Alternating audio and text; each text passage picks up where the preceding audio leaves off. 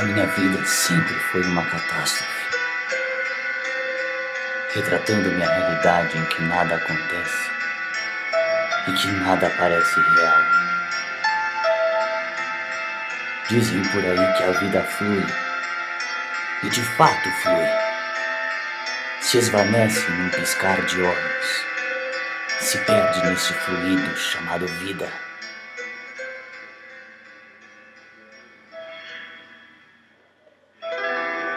Já tentei compreender ela de diversas maneiras, de diversos pontos de vista, de diversos ângulos, concepções, percepções.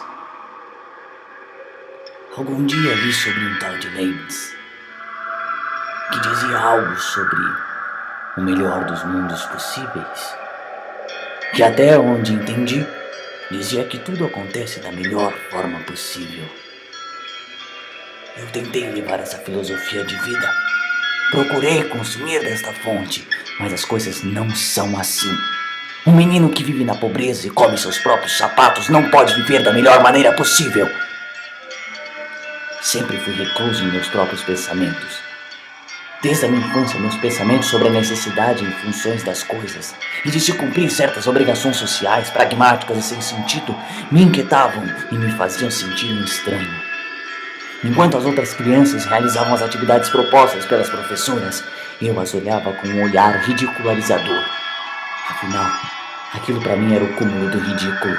Não me levaria a lugar algum. Na verdade, até hoje não cheguei a lugar algum e não tenho nenhuma esperança em pensar haver algum lugar.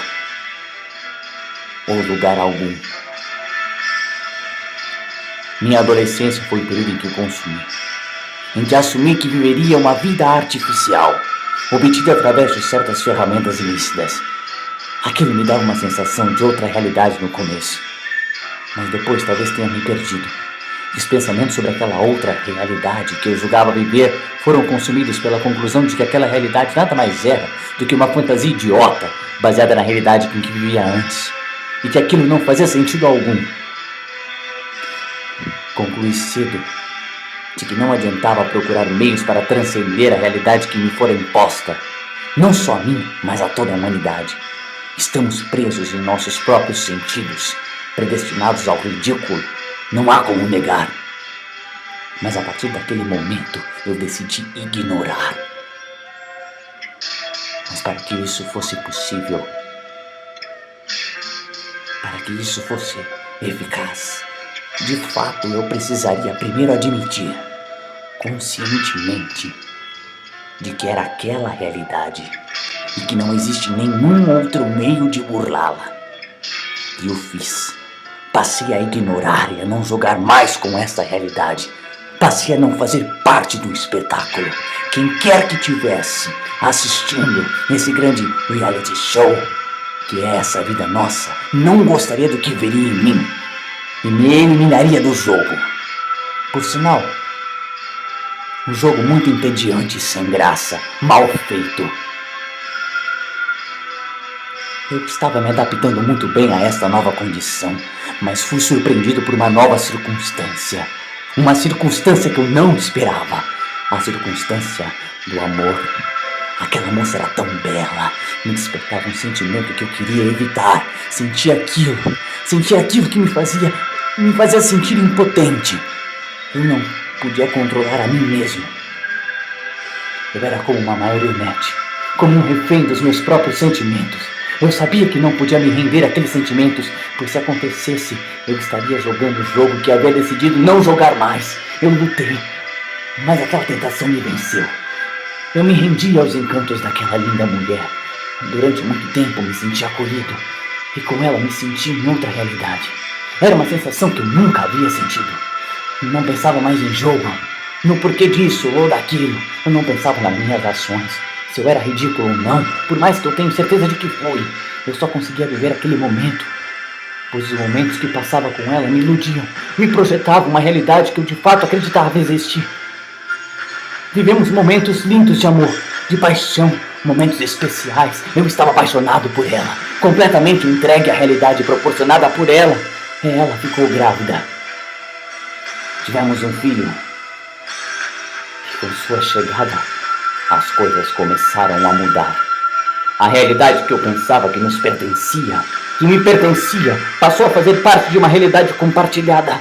Compartilhada porque descobri que aquele filho, aquele menino, não era meu, era de outro.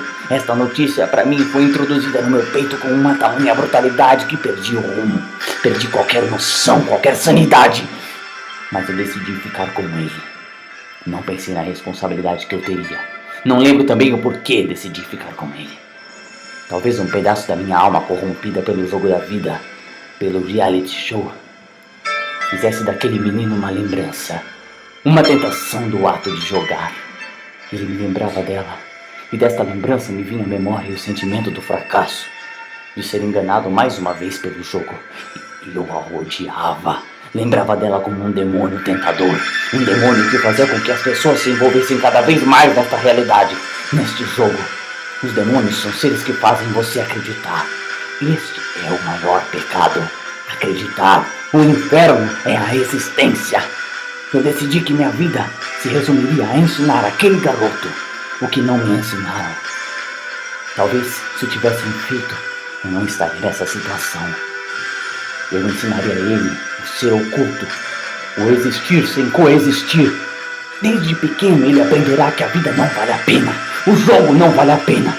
Temos só a ilusão de nos divertir, mas que sempre acabamos divertindo a existência superior, o dono do jogo. E nós? Acabamos nas crises existenciais, na sarjeta, na sujeira, no resto, no nada. No nada.